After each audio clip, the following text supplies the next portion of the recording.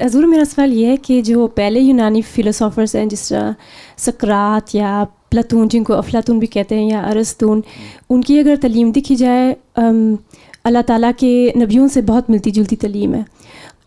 حالانکہ خدا تعالیٰ نے ان کا جو حوالہ ہے قرآن پاک میں نہیں دیا ہوا، لیکن جس طرح ہمیں پتہ ہے کہ اللہ تعالیٰ نے قرآن پاک میں جن نبیوں کا نام لیا ان کے علاوہ بھی بہت زیادہ نبی دنیا پہ آئے ہیں، تو کیا ہم ان کی مخلوق جو پہلے یونانی فلسفر ہیں؟ بات یہ ہے کہ ہر زمانے میں جو سائنسدان ہیں یا لوگ ہیں ان کو بعض لوگ نبی کہتے ہیں جی.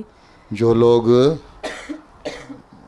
ایسی باتیں کرتے ہیں جس سے انقلاب آ جائے دنیا میں اور بہتری آ جائے اور اخلاق اچھے ہو جائیں، تو وہ لوگ ان کا ایک لحاظ سے نبوت کا درجہ ہی ہے. ہو سکتا ہے ان کو نبی کا مقام ہو، اللہ نے دیا ہو. بعض لوگ سمجھتے بھی ہیں ان کو سقراط وغیرہ کو نبی، تو کہہ سکتے ہیں ان کو. دیکھیے بات ہیں وہ غالب ہے، مرزا غالب تھا نا، بڑے شراب پیا کرتا تھا اور شاعر بڑا اچھا تھا. اس کے شعر اتنے اچھے ہیں کہ مسلم باؤ نے بھی کوٹ کیے ہوئے ہیں اپنے بعض تفسیروں میں تقریروں میں. خلیفہ رابع بھی اس کو بڑا کوٹ کیا کرتے تھے.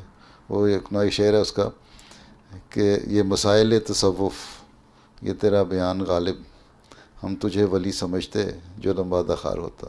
تیرا مقام تو ولیوں والا ہے، لیکن مسئلہ یہ ہے کہ تم شراب پیتے لوگوں کے سامنے، اس لیے مشکل ہے. تو دیکھیے اپنی جگہ دیکھیوں کے اجر ملتے ہیں، اور جو قوموں میں تبدیلیاں پیدا کرتے ہیں نیک، اللہ تعالیٰ ان کو ولایت کا نتیجہ دیتا ہے.